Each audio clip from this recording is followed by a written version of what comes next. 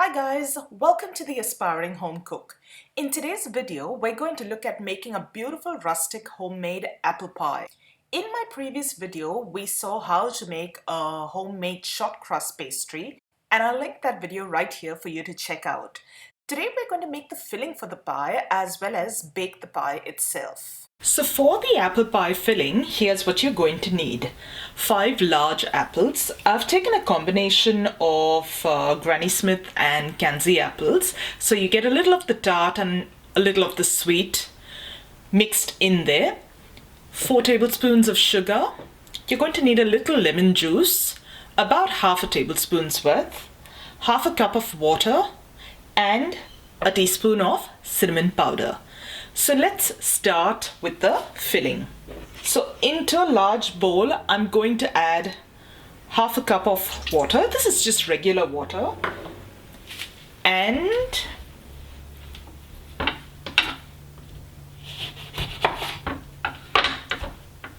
about a half tablespoon's worth of lemon juice. This will help stop the apples from oxidizing once they're cut. Give that a little bit of a stir and set that aside. We'll now start off with the apples. You need to peel, quarter, core, and slice them. So here's how I do it. Quarter the apples, take off the core and the stem.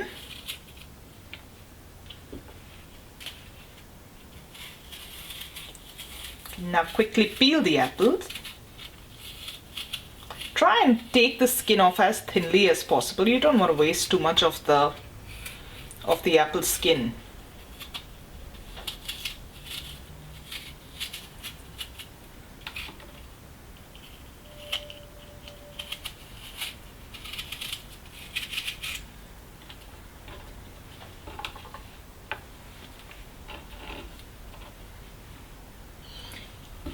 And now I'm going to slice it.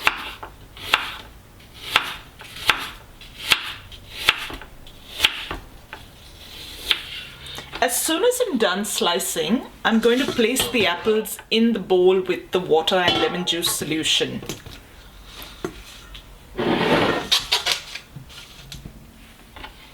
Continue until I'm done with the rest of the apples as well. Now you will notice that there's not very much of that solution in here compared to the amount of apples that we've got to put into the filling. So once you've kind of topped out on that solution, when you add your apple slices, I just quickly give it a stir to make sure everything's coated in that solution, and that does the job well. Alright, so I'm going to continue prepping the rest of my apples. So once the apples are all cut, the next step is just stewing them very lightly. So I'm just going to pop all those cut apples and that lemon and water that it was sitting in into a large pan. Over that goes the 4 tablespoons of sugar and 1 teaspoon of cinnamon powder. All you now do is mix this up well, just to toss and coat all the apples with the sugar and the cinnamon. And remember to do this gently because you don't want the apples to break down too much in that stew. Okay, that's it. And I'm just going to pop this on a medium heat now. So I've got my pan on a medium heat and I'm just going to let this come up to temperature and start stewing away a tiny bit now. So the juices in the pan have started simmering. I don't know whether you can hear that bubble away. I'm just going to very ever so gently toss the apples down.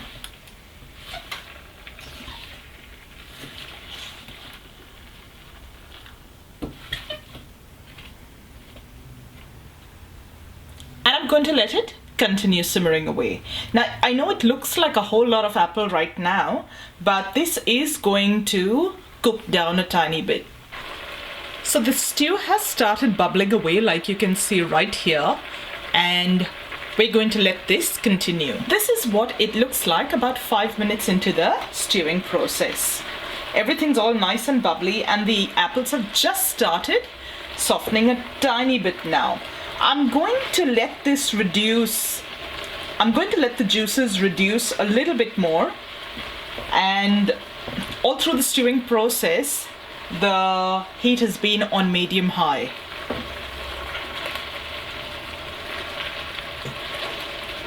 After a gentle toss, I'm just going to let that continue stewing. About 8 to 10 minutes into the cooking process, this is what the stewed apples will look like. They've softened down and they're all coated with that beautiful cinnamony goodness.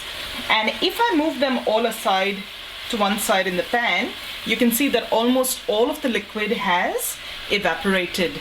And what you're left with is a little bit of liquid that almost resembles a glaze. So I'm going to let this continue cooking for maybe a minute or so more to reduce this a little bit more. You don't want too much liquid in your filling because your pie base will get soggy then. And we don't want soggy bottoms on our pies. So I'm going to let this continue stewing just a little bit more now. And there we have it. All of the liquid has been evaporated and absorbed by the apples in the pan. I'm going to now take this off the heat and let this cool down completely before I can proceed. And that's it, guys. This is how simple and easy it is to make a delicious apple pie filling at home from scratch with just a few ingredients. So the shortcrust pastry has been resting for about half an hour in the fridge. I've just taken it out and I've got my rolling surface, my rolling pin. For today's apple pie, I'm going to use an 8-inch pie dish. This is a loose bottomed one. You're going to divide this into two.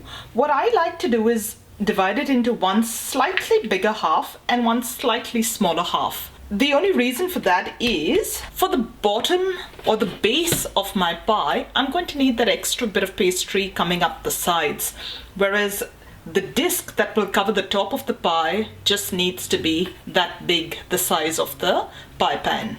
All right, so I'm gonna keep the slightly smaller piece aside. And this one, I'm going to try and form this into a circle so that it rolls better. Don't get worried if it starts breaking up like this. That's perfectly normal, and in fact, that's what you're looking for in a good shortcrust pastry. At least that's what I look for.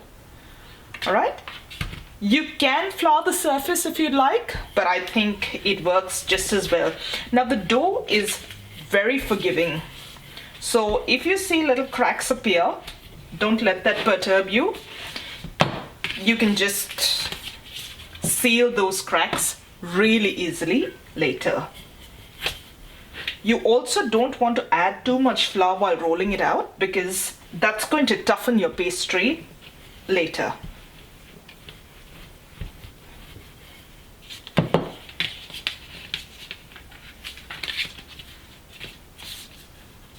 And then slightly pinch that together. I just keep sealing the cracks as I go along if there are any.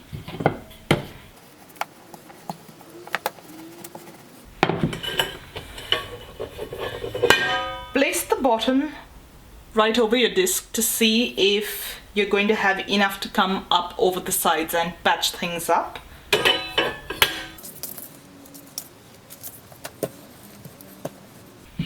I think that should do it. So gently and very carefully take your crust and place it in your pie dish. Now you're going to ease that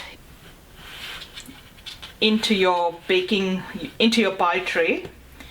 Make sure that it goes down the edges, and then this portion, I like to thin that out a tiny bit more just to make sure that it comes up a little over the edges.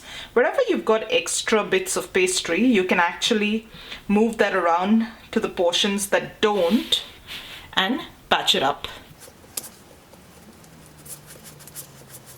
Okay, you want to make sure that the pastry is gotten into the base of the pan, into the edges. I just use my finger and I press it down the sides. If you notice any cracks or any holes in the pastry, just even that out. And there we have it. your pie tin has been lined with the pastry. If it looks a little rough in there, don't worry about it. Once it's baked, it'll be perfectly fine. While you're doing this, make sure that the other half of your pastry is wrapped back in cling film and popped into the refrigerator.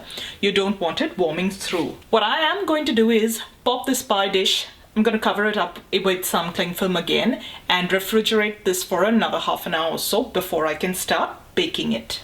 Now I have left the edges a little higher than the actual edge of the pie pan to allow for a tiny bit of shrinkage while we bake the crust. My pie crust has now spent 30 minutes in the fridge. I have my oven preheated to 220 degrees Celsius, but before I can pop it in, I'm just going to use a fork to pierce some holes right through the pastry at random intervals. This is to prevent it from puffing up and will keep it nice and flat. So into the oven it goes for about 6 minutes. Now while my pie base is baking away, I'm actually going to roll out the rest of the pastry to make the lid for my apple pie. So I'm going to flatten the other piece of pastry into a little disc and roll that out to fit the top of my pie pan, just like I did with the base before.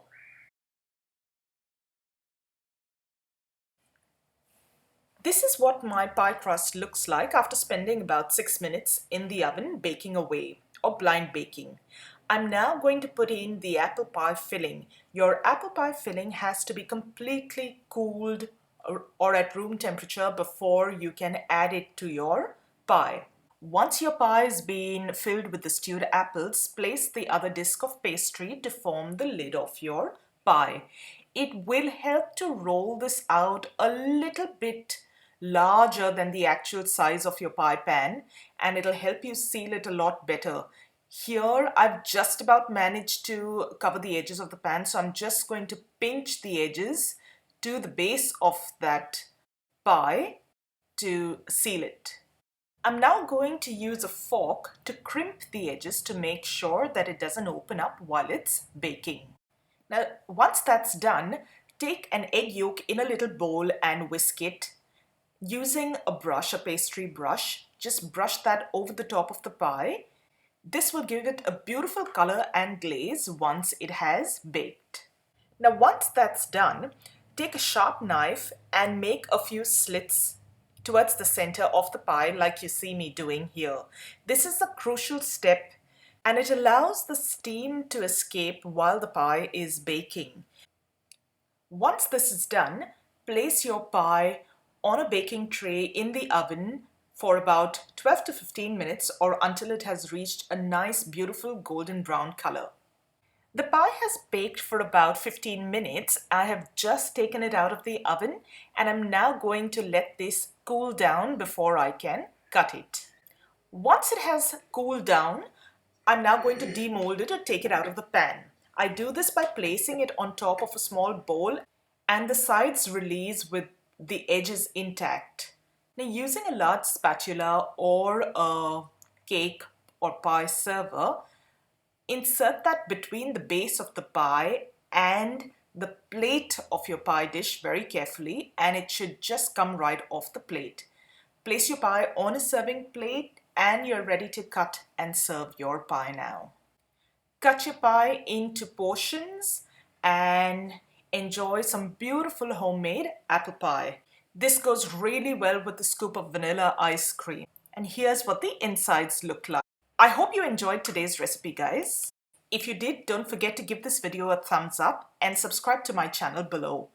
As always, the link to the recipe will be in the description box. Thank you so much for watching today, guys, and I'll see you real soon with another delicious video.